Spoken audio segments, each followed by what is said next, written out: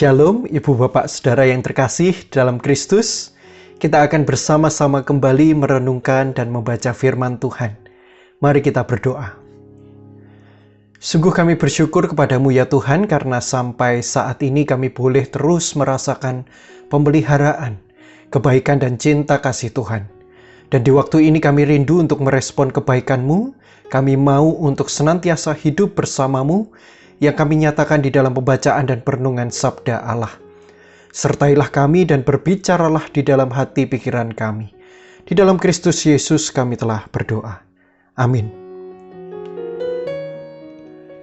Saudara kasih Tuhan, siapa yang tidak panik ketika barang yang kita butuhkan atau barang yang kita sedang cari ternyata tidak kita temukan? Kita biasanya ketika datang ke sebuah toko A, kita langsung dapat. Tetapi kali ini kita sudah mencari dari toko A sampai Z, kok tetap saja tidak dapat, saudara. Baru-baru ini ada satu fenomena yang terjadi di tengah masyarakat kita. Salah satu fenomena psikologis yang biasa disebut sebagai panic buying. Panic buying ini adalah sebuah aksi memborong sesuatu barang karena kekhawatiran yang berlebihan. Di tengah kecemasan dan menyebarnya virus COVID-19, ditambah lagi belum ditemukannya obat yang pasti, saudara, manusia ini biasanya cenderung untuk bertindak cepat menuruti kata hati tanpa berpikir panjang. Secara psikologis, saudara, merebaknya virus corona ini menguatkan pikiran kita akan kematian. Ketika kita diingatkan tentang kefanaan tersebut, maka orang ini bisa menjadi impulsif, lebih impulsif, termasuk impulsif dalam hal membeli barang. Indonesia ini tercatat tidak hanya sekali, 2 kali mengalami fenomena panic buying ini. Di tahun 2020 yang lalu, Bapak Ibu Saudara, karena kekhawatiran akan PSBB dan virus COVID-19, banyak orang yang saat itu berbondong-bondong membeli sembako di dalam jumlah yang banyak, menimbun vitamin, hand sanitizer, dan bahkan juga masker. Barang-barang ini kemudian menjadi langka hanya karena masyarakat Indonesia kita ini yang latah.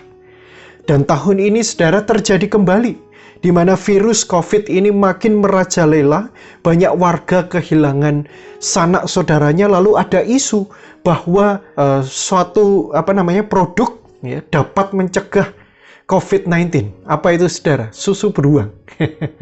Katanya, ini the power of katanya, saudara-saudara. Ya, katanya susu beruang itu dapat mencegah COVID.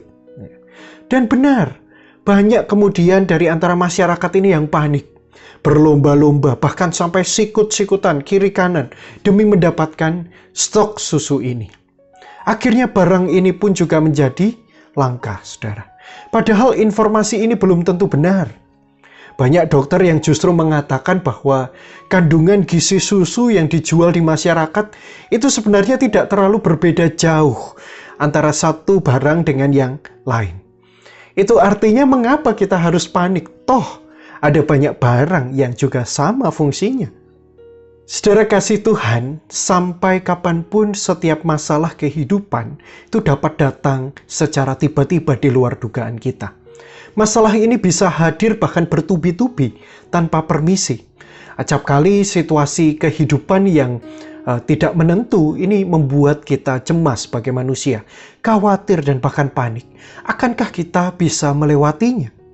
Sebagai manusia biasa, kita juga seringkali merasa sesiap apapun kita menghadapi masa yang buruk, tetap saja hati kita bisa tergoncang, menjadi galau dan gamang. Hidup kita diombang-ambingkan oleh berbagai ketidakpastian hidup. Kita bertanya-tanya, kira-kira bagaimana ya hasilnya? Bagaimana akhirnya nanti? Dan kita pun menjadi gelisah, takut dan cemas kalau kita tidak sanggup melewati pergumulan itu tadi. Para murid Yesus itu juga pernah mengalami kepanikan, saudara. Ketika ada badai atau angin sakal yang mengombang-ambingkan perahu yang mereka tempati, mereka mengalami kepanikan dan ketakutan yang luar biasa. Bahkan saking takutnya mereka mengira Yesus saat itu adalah hantu. Ketika Yesus ini berjalan di atas air untuk mendekati mereka. Ketakutan itu membuat mereka panik. Sehingga mereka tidak bisa melihat Tuhan yang hadir bersama-sama dengan mereka. Ini adalah cerminan kita sebagai manusia, saudara.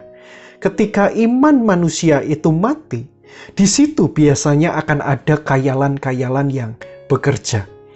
Karena iman itu mati, maka kemampuan manusia untuk berpikir rasional pun juga mati. Iman mati, maka kemungkinan pendengaran dan penglihatan kita, termasuk pendengaran hati kita, itu juga akan ikut mati. Oleh sebab itulah kemudian Tuhan ini datang mendekat kepada mereka dan berkata, "Tenanglah, aku ini, jangan takut." Ketika Tuhan mengatakan perkataan ini bukan berarti bahwa para murid ini tidak akan mengalami hal yang serupa, yang barangkali bisa membuat mereka panik. Tetapi Tuhan ingin mengatakan kepada mereka bahwa semua hal yang membuat mereka panik itu akan berlalu. Tetapi Tuhan itu tidak akan berlalu, karena Tuhan bersama-sama dengan mereka.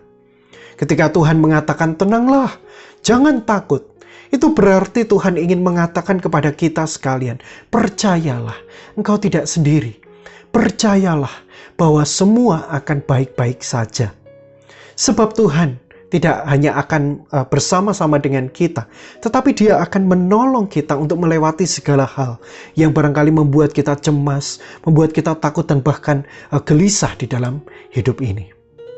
Memang saudara, perasaan takut adalah sebuah perasaan yang wajar sebagai manusia.